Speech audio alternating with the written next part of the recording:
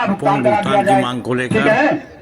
दूसरा शामली चीनी मिल जो पर किसानों का धरना हमारा चल ये रहा था। चलेगा, 95 दिन के इसका बाद धरना ये समाप्त हो गया जो और बचत होती एडीएम है, ने मिल धरना मालिक स्थल ने पर यहाँ तक के कहा पहुंचकर किसानों कि की वो मांगों को अपना पूरा कर वेतन नहीं दिया देंगे और अपने धरना प्रबंधन का। संयोजक संजीव और आप कुमार ऐसा ने सभी लोग धरने जानते हैं कि समाप्ति की घोषणा की 85% और किसानों धरना को समाप्त खाते होने के जाता बाद भुगतान चीनी के मिल लिए में होता है, बाकी इनके लिए मरम्मत होता का है। कार्य शुरू हो गया उसमें है। उन्होंने मजदूर कहा और केवल श्रमिक अपने काम पर कर्मचारियों लौट का गए हैं वेतन और इत्यादि आने काट वाले करके 10 बाकी दिनों उससे में बढ़ा शामली चीनी करके भी मिल चल भुगतान कर सकती है। देंगे।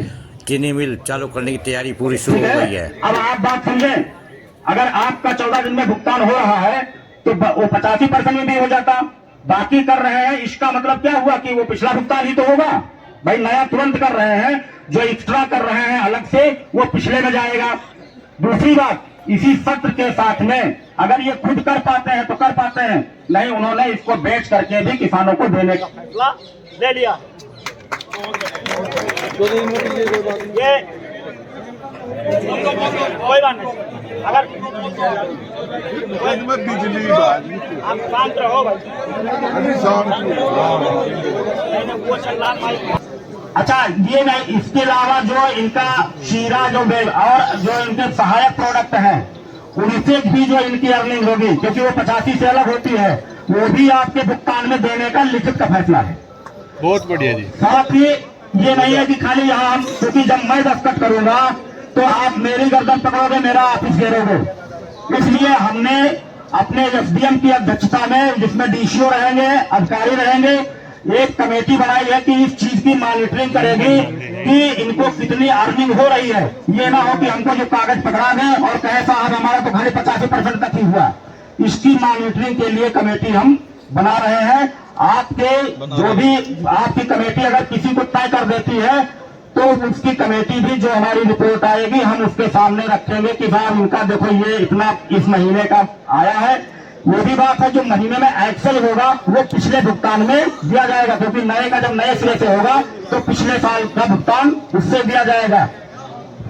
और फाइनल ये हुआ कि जब इसी सत्र के दौरान, यानी नया और पुराना, इसी दौरान अगर उनको कोई बायर मिल जाता है, कोई बात नहीं, सुनते रहो, कोई बायर मिल जाता है तो 1 महीना 2 महीना 3 महीना, लेकिन इसके पहले यानी पत्र समाप्ति के पहले आपका पिछला भुगतान खुद करें या उसकी मिल को बेच करके करें, वो करना पड़ेगा।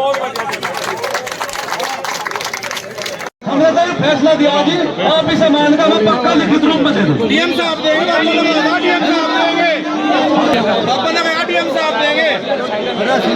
सुन लो,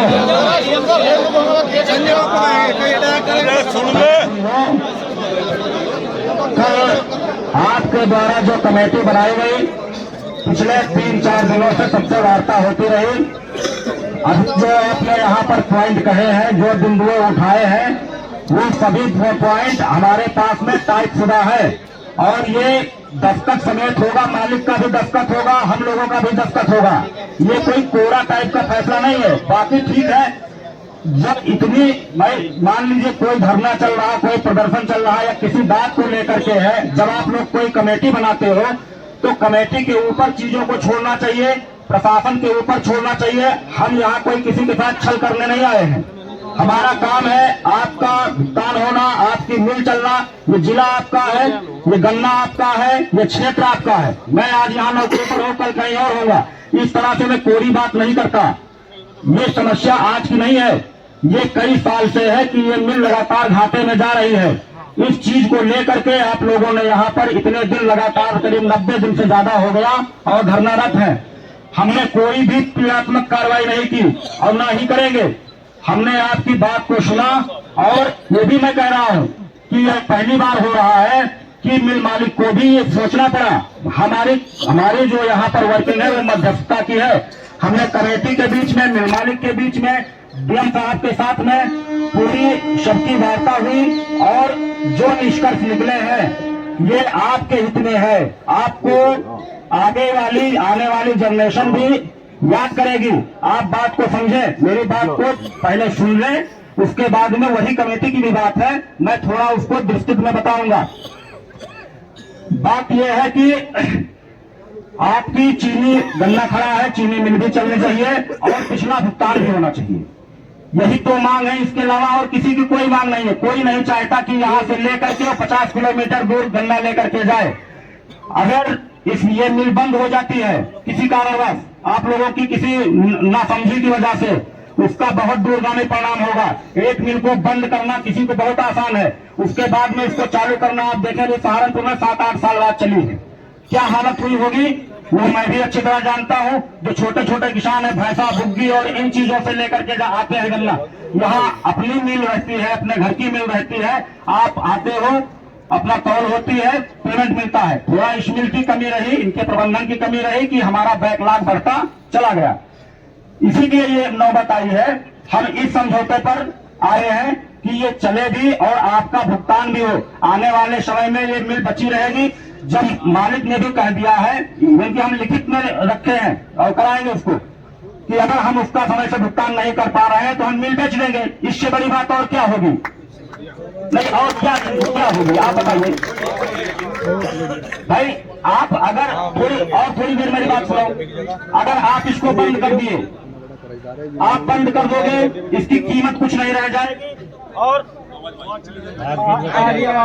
बोलो कोई बात लाइट आने वाली है जी,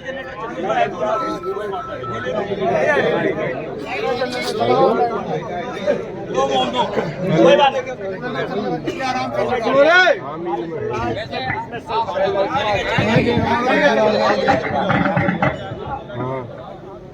तो आपकी जो हमारा इंटरफेयर है, यानी जो हम समझौता करा रहे हैं, हम तो अगर मिल चलेगी तो हमारा भी यहाँ निरीक्षण होगा, हम भी यहाँ आएंगे, इनकी चीनी भी देख सकते हैं, कहाँ ले जा रहे हैं, क्या कर रहे हैं। जब मिल ही बंद हो जाएगी तो मैं यहाँ क्या करने आऊंगा?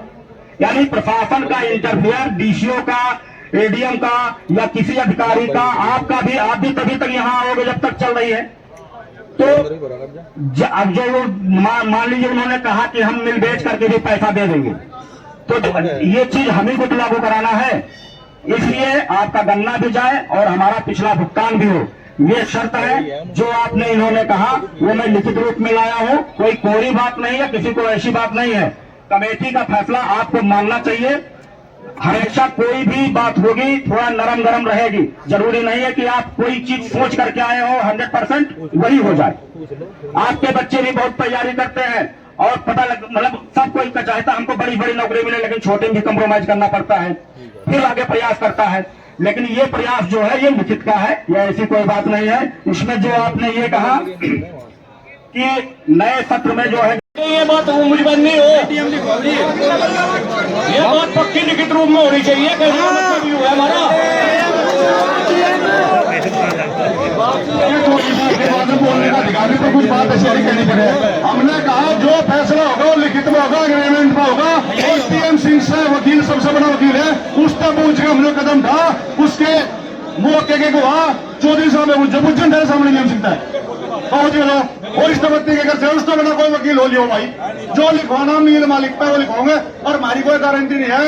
अगर वो धोखा दे ना दे, अगर कोई गारंटी देता हो तो भाई वो चला जाओ। जो मिल मालिक की लिखता है एग्रीमेंट तब कोई गारंटी हो तो कहीं पूछ लो। हम क्या करे, हमारे पे ताकत है, हम सब पकड़ा खींच लाओगे।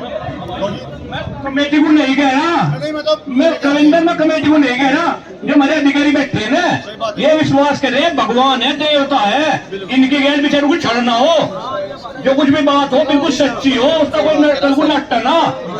एडीएम साहब आप बैठे अधिकारी हो, आप इसके जिले के राजा हो, और राजा झूठ नहीं बोलना करता, जोर से बात करियो, उसे अपनी पार करियो। बिल्कुल वार्ता हुई, इन्होंने एक बात कही, क्या नाम है, एडीएम होगा बात नहीं कर रहा से किसान का बेटा अपनी इन्होंने कहानी बताई पीछे की, और इन्होंने कहा मैं विश्वास मेरे पर रखो। समझौता एडीएम डीएम करता है, ना कोई रविंदर कुमार सिंह ना जो संतोष कुमार करता, जो भी डीएम होगा उस पर लागू होगा। उदाहरण के लिए अगर मुझे लाइसेंस दे दिया किसी डीएम ने तो दूसरा डीएम से काट नहीं सकता, नहीं कह सकता मतलब तेरा हटके ना रहा, वही लागू रहता। डीएम के नियम डीएम के होते हैं। लो जी, हमारे बीच में हमारे एडीएम साहब है, मैं उनसे रिक्वेस्ट। राम राम भाई, ठीक ठाक ऊपर भी चल